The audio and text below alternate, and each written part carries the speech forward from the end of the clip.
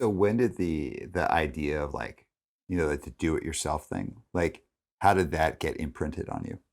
I mean, if you were a skate punk, that's what you did. It didn't even take much thought, really. It's, if you wanted to have a show, you just badgered every establishment in town until you could find a place to do it.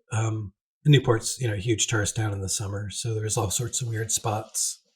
And eventually, this one funky little jazz club, the Blue Pelican, kind of became our home. It was one of those like benevolent owners who A liked to make a few bucks on Sundays, and B like kind of had a heart for the you know excited kids that were stoked on their own little musical scene. So Newport became this weird little stop for about 4 or 5 years on the East Coast, and we'd suck in all the bands we liked.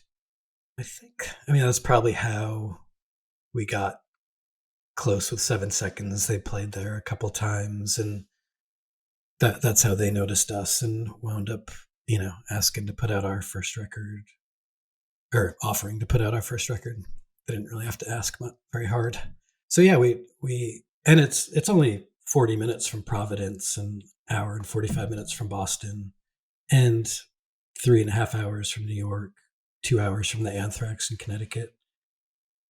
So my little crew became just pretty fierce road trippers. Starting in like 10th grade when I first got my license. Just anything between New York and Boston we would go to if it was important. And then my grandmother lived in DC, just a couple of miles from the Discord house, so I would go down there at a really young age. We recorded Learn, our first record.